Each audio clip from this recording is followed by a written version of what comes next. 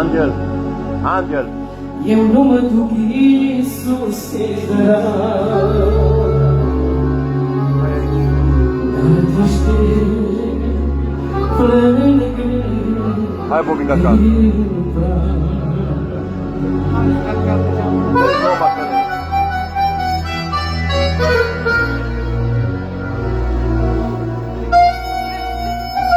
Andrei, hai nu sta acolo, hai acolo. Nu stați în Angel. Angel, n-am mai muglea nou dar, Roma, n-am mai muglea nou dar. Ascultin! Hai acolo la mine, băi. Hai aici. Uite aici, hai lângă fratele meu. Îmi cer scuze că am așezat oamenii la loc. Că-s mulți, sunt foarte mulți oameni. Dați o distribuire să vadă toți oamenii, neamurile și cei care sunt plecați. Este vorba de la înmormântarea fratelui Vadar suntem și e durere mare. 40 de ani a plecat la Domnul. E durere mare pentru familie.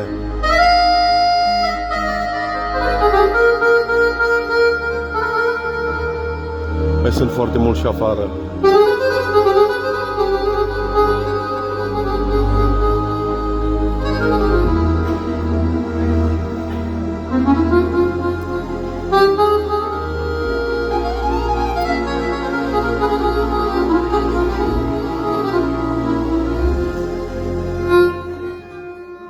Domnul să binecuvânteze. Fratele Nicu, cu ajutorul lui Dumnezeu, va încuraja această familie care trece prin necazuri și Dumnezeu să-l folosească, să-i dea cuvânt, să poată să vorbească cuvântul lui Dumnezeu și biserica spune amin.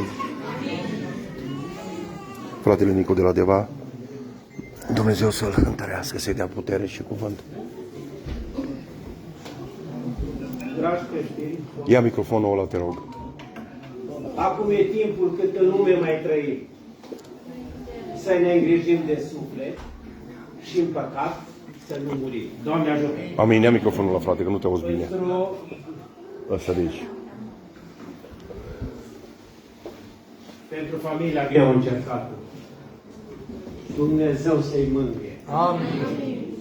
Dumnezeu să le dea putere să treacă biruitor peste această grea încercare. Nu e ușor să treci printr-o încercare prin care trece familia respectivă, pentru că despărțirea este un lucru neevitabil. Cer scuze, mă tot plimb aici. Și este un Trebuie să lucru așez oamenii la locul greu de lor. trecut. Dumnezeu să-i mângâie, să iei în brațul Lui. Și atunci se vor striga la Dumnezeu. Dumnezeu din cer să-și aplece urechea, să asculte rugăciunea și cererile lor. Să-i nu lasă Domnul ca să se piardă nici măcar un suflet. Binecuvântat să fie Dumnezeu. Iubiți frați și surori, vreau să citesc 3 versete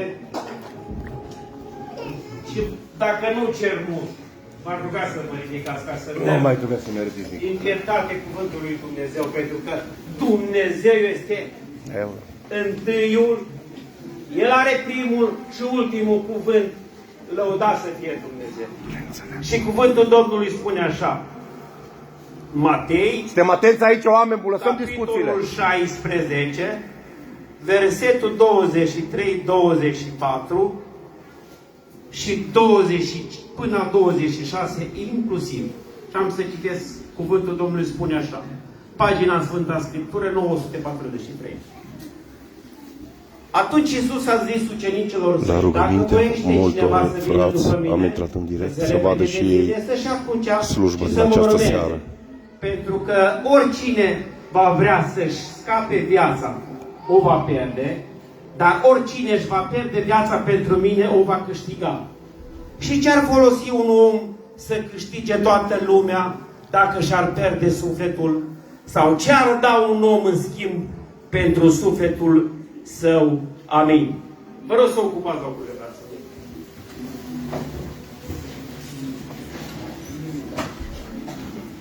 Pentru că suntem în situația în care suntem acum, familia greu încercată, nu putem să vorbim în această seară doar despre Dumnezeu care ne-a creat.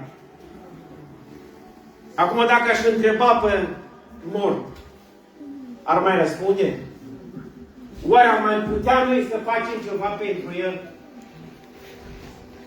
Fiind la o slujbă de înmormântare, am întrebat neamurile mai aproape și inclus l-am întrebat și pe preot. Zic, nu vă supărați. Slujba care a fost, pentru cine a fost? Nu vezi, pentru mort. Zic, dar bine, mortul mai vorbește? Mortul dacă îl lauzi acum să mai bucură? Sau dacă îl critici, mai răspunde? El și-a încheiat activitatea.